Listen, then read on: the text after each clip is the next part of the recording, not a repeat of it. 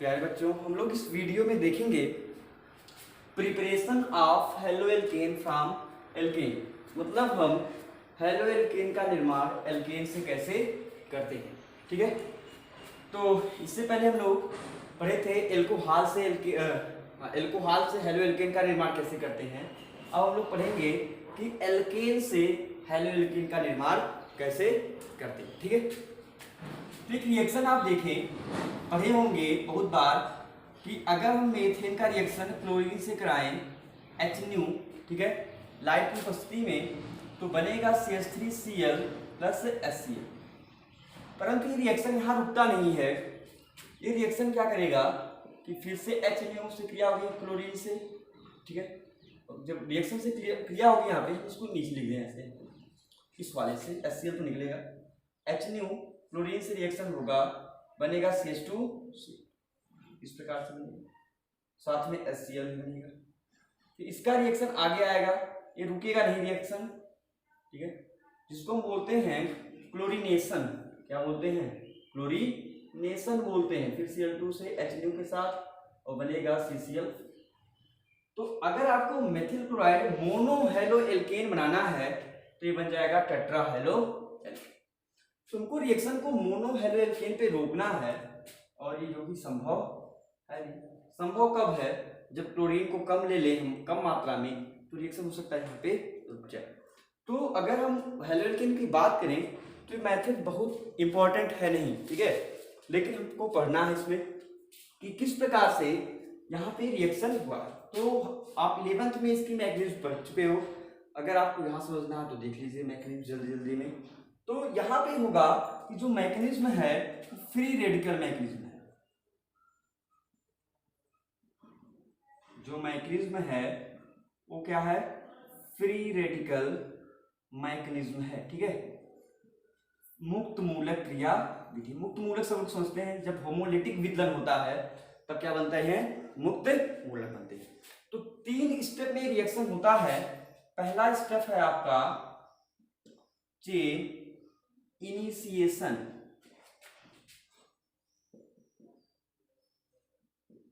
Chain initiation, तो पहला method हो गया आपका चेन इनिशिएशन। ठीक है, तो चेन इनिशिएशन होता क्या है? तो चेन इनिशिएशन में सबसे पहले होता है कि मान लो हमारे पास क्लोरीन है, सिंगल बॉन्डेड क्लोरीन।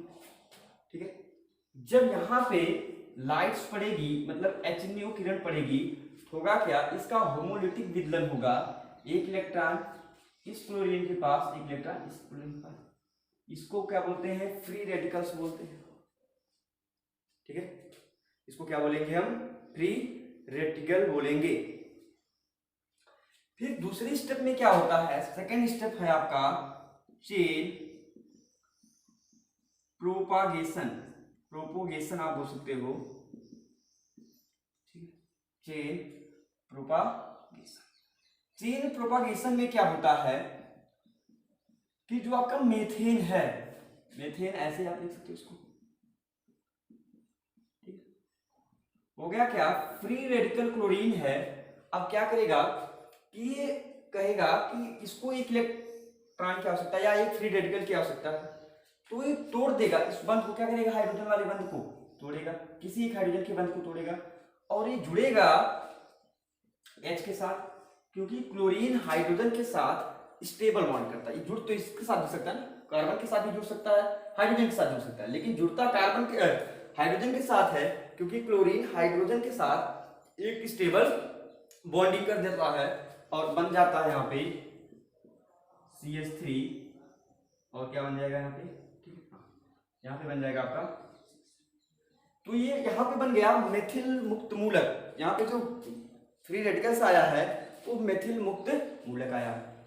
अब क्या होगा कि जब मेथिल मुक्त मूलक बनेगा तो इसको जो तोड़ने वाला कौन है? क्लोरीन है। ये क्या करेगा? क्लोरीन पे अटैक कर जाएगा और क्लोरीन को फ्री रेडिकल के रूप में तोड़ देगा। जब ये तोड़ेगा तो बन जाएगा यहाँ पे CH3Cl और फिर Cl रेडिकल क्या हो जाएगा? इस प्रकार से लगातार CH3 मूलक और Cl मूलक लगातार क्या होंगे? बनते रहेंगे। अब लास्ट में आएगा जो आपका है वो आएगा चेन टर्मिनेशन, ठीक है।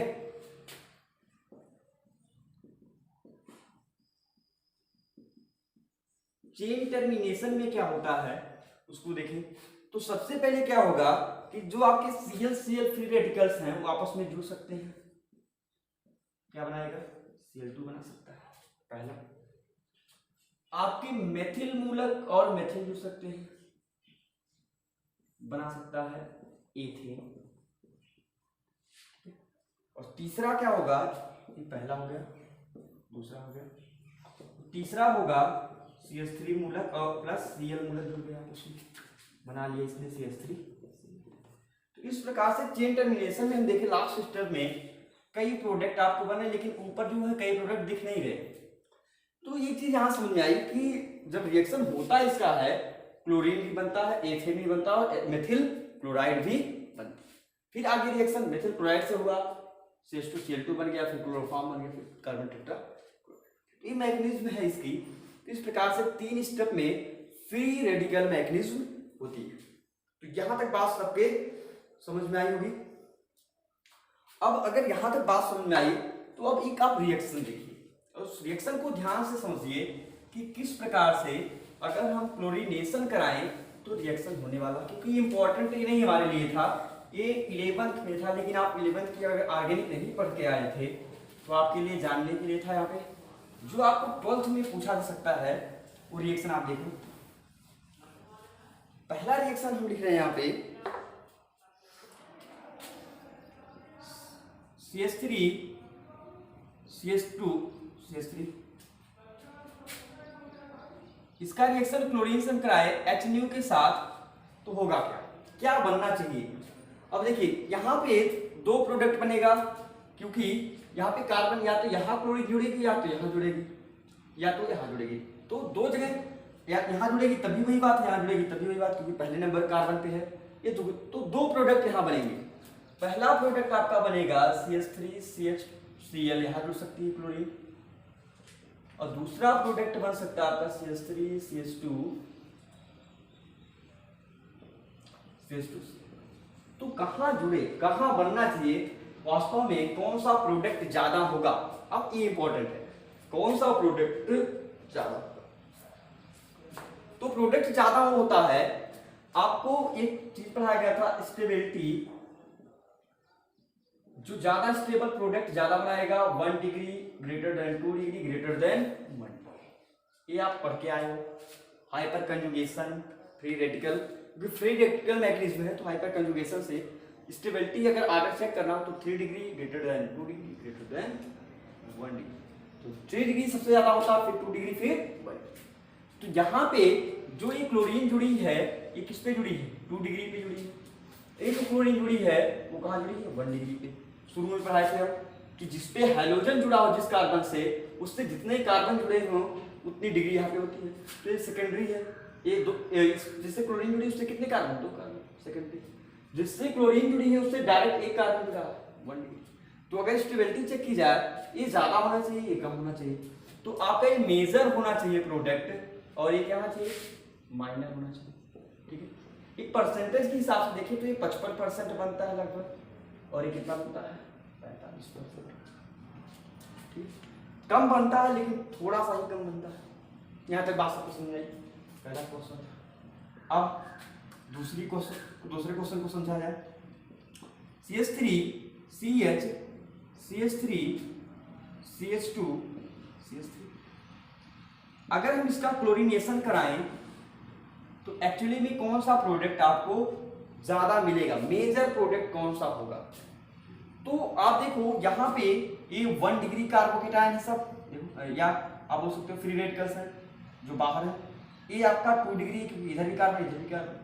ये आपका 3 डिग्री, 1 2 3 कार्बन, तीनों कार्बन। ये आपका क्या हो गया? 3 डिग्री। तो आपके जो प्रोडक्ट बनेंगे, ठीक है, वो मिक्सचर बनेंगे। इसीलिए हम कहते हैं रिएक्शन ज्यादा इंपॉर्टेंट नहीं है, क्योंकि यहाँ पे मिक्सचर बनता है। आपको चाहिए एक हेलोएल्केन बनेगा कई यहाँ पे, दूसरा प्रोडक्ट आपका ई बन सकता है, और तीसरा प्रोडक्ट आपका Cl वाला बन जाए।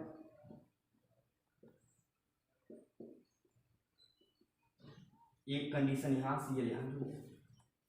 बात समझे? तो ये 3 डिग्री है, ये 2 डिग्री बना है और ये 1 डिग्री है, तो कौन सा ज्यादा बनेगा?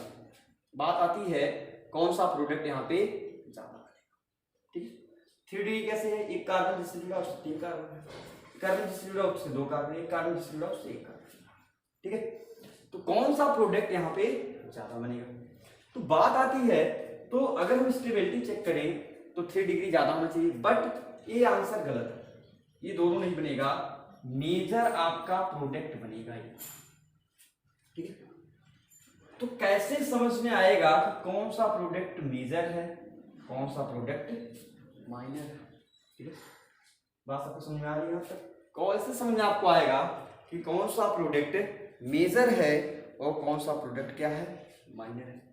इस बात को समझने के लिए हम एक बात पढ़े यहाँ पे, रिएक्टिविटी एंड सेलेक्टिविटी। ठीक है, हो सकता है आपके स्कूल में ना पढ़ाया जाए ये सब चीजें, रिएक्टिविटी एंड सेलेक्टिविटी। तो रिएक्टिविटी की अगर बात, तो रिएक्टिविटी की यहां बात करें तो रिएक्टिविटी जो होती है वो सबसे ज्यादा फ्लोरीन की होती है, फिर क्लोरीन की होती है, फिर ब्रोमीन की होती है, फिर सबसे ज्यादा रिएक्टिविटी फ्लोरीन की होती है, फिर क्लोरीन की, फिर ब्रोमीन की, फिर। ठीक है, यहां तक तो बात सबको समझ आती है। जिसकी रिएक्टिविटी ज्यादा होती है, ठीक है, जिसकी रिएक्टिविटी ज्यादा होती है वो होते हैं लीस्ट सेलेक्टिव। क्या होते हैं? लीस्ट सेलेक्टिव, मतलब वो सिलेक्शन नहीं करते। और जिनकी रिएक्टिविटी कम होती है, तो कम रिएक्टिविटी ब्रोमीन और किसकी मान लें, आयोडीन की है, ये होते हैं मोर सेलेक्टिव। मोर, अभी हम बता रहे हैं कि सेलेक्टिविटी क्या होती है। ये मोर सेलेक्टिव होते हैं, ये क्या होता है, लीस्ट सेलेक्टिव होता है।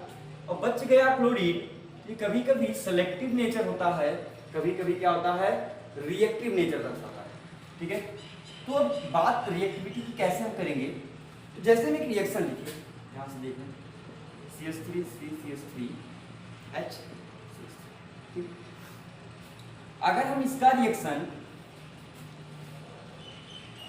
क्लोरीन से करा दिए और इसका रिएक्शन हम ब्रोमीन से करा दिए, तो आप देखोगे फ्लोरीन लीस्ट सेलेक्टिव है, इस सेलेक्टिव नहीं, सेलेक्टिव नेचर इसका नहीं है। इसको जहां हाइड्रोजन ज्यादा मिला और आसानी से मिला वहीं ये रिएक्शन कर जाएगा, चाहे वो स्टेबल कार्बोकेटायन हो या चाहे stable carbocation, sorry carbocation free radical. ठीक है, चाहे स्टेबल फ्री रेडिकल हो या स्टेबल फ्री रेडिकल ना हो, उसको जहां आसानी होगी वहीं जाके क्या हो जाएगा, वो जुड़ जाएगा।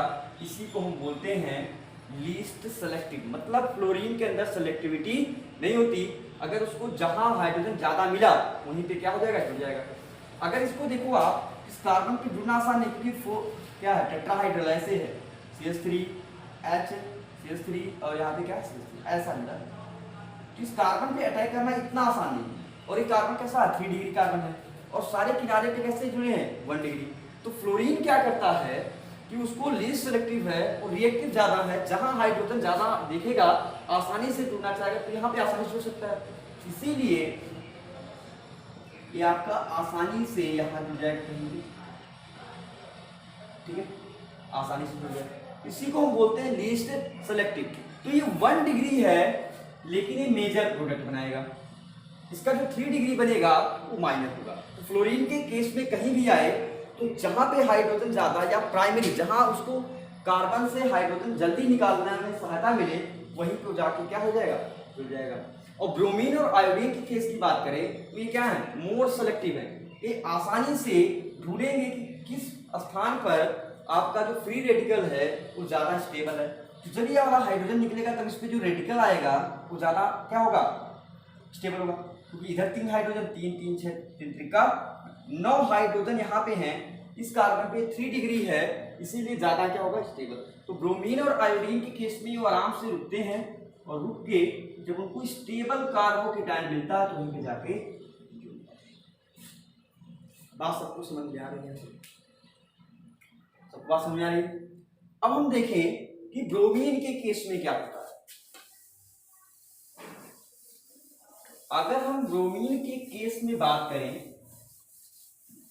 तो ये कभी कभी लीस्ट सेलेक्टिव होते हैं, कभी कभी क्या होते हैं, मोर सेलेक्टिव भी होते हैं। तो कैसे पता चलेगा कि कब ये लीस्ट सेलेक्टिव है, कब ये मोर सेलेक्टिव है?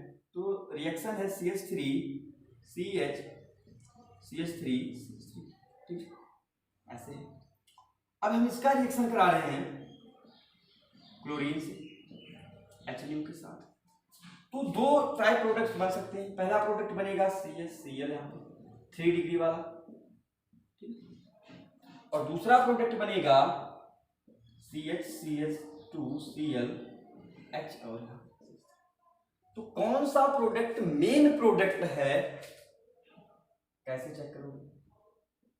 ठीक, यहां तो सेलेक्टिविटी का ऑर्डर है 3 डिग्री 2 डिग्री और क्या हो गया फिर 1 डिग्री, और यहां सेलेक्टिविटी का जो ऑर्डर है 1 डिग्री 2 डिग्री फिर 3 डिग्री, क्योंकि 3 डिग्री अंदर होगा, वहां पे जाना इतना आसान नहीं है। ठीक, अब क्लोरीन के केस में किसको मेजर करेंगे, किसको हम माइनर बोलेंगे? तो देखा गया कि ये प्रोडक्ट माइनर है और ये क्या है, मेजर है। इससे पहले हम देखे थे पहला रिएक्शन, तो वहां पे मेजर 2 डिग्री वाला आया था और माइनर 1 डिग्री वाला आया था। यहाँ पे मेजर 1 डिग्री वाला है, माइनर 3 डिग्री वाला। तो कैसे पता करेंगे कब मेजर होगा कब माइनर होगा? इसके लिए हम पढ़ते हैं सेलेक्टिविटी रेशियो। ठीक है, सेलेक्टिविटी रेशियो। तो ब्रोमीन सेलेक्टिव होते हैं। ठीक है, ब्रोमीन की अगर बात करें तो ब्रोमीन नेचर में जो होते हैं वो सेलेक्टिव होते हैं, उनकी कोई समस्या नहीं है। लेकिन क्लोरीन को चेक करने के लिए अगर सेलेक्टिविटी रेशियो देखें तो एक सेलेक्टिविटी रेशियो है 3 डिग्री 2 डिग्री और 1 डिग्री, 5 3.8 और क्या है।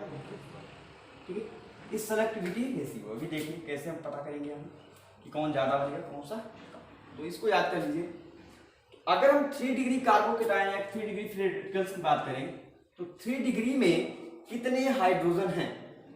तो आप देखोगे 3 डिग्री में हाइड्रोजन की संख्या 1 है, 1 गुणे 5 तो 5 हो गए, 5 गुना कर दीजिए। यहाँ पे 2 डिग्री है नहीं, हम देखेंगे 1 डिग्री में, तो 1 डिग्री में 3 3 6 3 3 का 9, क्योंकि वहां ये भी 1 डिग्री ये भी 1 डिग्री ये भी 1 डिग्री, तो 9 हाइड्रोजन है। तो 1 डिग्री में 9 गुणे 1 कर दिया, 9 हाइड्रोजन। बात समझ में आया? ठीक है, अब फ्रैक्शन निकालने हम, फ्रैक्शन 3 डिग्री के लिए अगर निकालें तो 5/14, ठीक, तो आ जाएगा यहाँ पे 5/14 गुणे यहाँ पे क्या आ गया 100 आ गया। तो ये लगभग 35.कुछ% होगा, लगभग हम 36% मान लेंगे। देखिए 36%, तो 1 डिग्री कितना हो जाएगा? 1 डिग्री हो जाएगा 64%। 100 में माइनस करें या यहां से निकाल लो 9/14 तो यहां पे आया ये 64% और ये यहां पे आया 36%। बताइए कौन मेजर कौन सा? तो ये वाला मेजर है और ये वाला क्या है आपका? तो सेलेक्टिविटी रेशियो इस प्रकार से, ब्रोमीन की भी सेलेक्टिविटी रेशियो होती है, लेकिन बहुत हमसे मतलब नहीं, हम हमेशा याद रखें 3 degree greater than 2 degree greater than 1 degree. तो बात सबके समझ में आई कि किस प्रकार से रिएक्शन हो रहा। तो एक क्वेश्चन आपको दे रहे हैं, आप उसमें खुद बताएंगे कि कौन सा ज्यादा बनेगा, 1 डिग्री या 2 डिग्री या 3 डिग्री। ठीक है, क्वेश्चन आपके पास है CH3 CH CH2 CH3, ठीक, Cl2 से रिएक्शन होगा HNO के साथ। आपको बताना है कि कौन सा कार्बोकेटायन यहाँ पे ज्यादा बनेगा, कौन सा फ्री रेडिकल आएगा और कौन सा प्रोडक्ट आपको यहाँ पे ज्यादा मिलेगा, 1 डिग्री वाला मिलेगा, 2 डिग्री वाला मिलेगा या 3 डिग्री वाला, और कितना मिलेगा परसेंटेज भी बता सकते हैं सेलेक्टिविटी रेशियो को देख। ठीक है, जैसे 3 डिग्री के लिए यहाँ पे 1 हाइड्रोजन है, 2 डिग्री के लिए यहाँ पे कितने हाइड्रोजन है, 2 हाइड्रोजन है, और 1 डिग्री के लिए 3 3 6 3 का। इस प्रकार से क्लोरीन के केस में हम चेक करेंगे सेलेक्टिविटी रेशियो देखकर कि कौन सा बनने वाला है, 1 डिग्री बनेगा, 2 डिग्री बनेगा या 3 डिग्री बनेगा। बात समझे?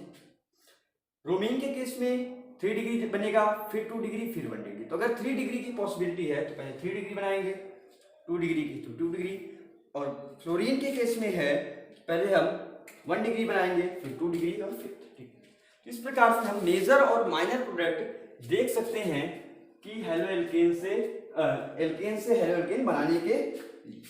अब हम लोग अगली वीडियो में बात करने जा रहे हैं मोस्ट इंपॉर्टेंट मार्कोनी ऑफ नियम और खरास प्रभाव या खरास इफेक्ट या पेरोक्साइड इफेक्ट देखेंगे हम लोग। तो धन्यवाद। अगर आपको बात समझ में आ रही है तो आप कमेंट्स लाइक जरूर करें।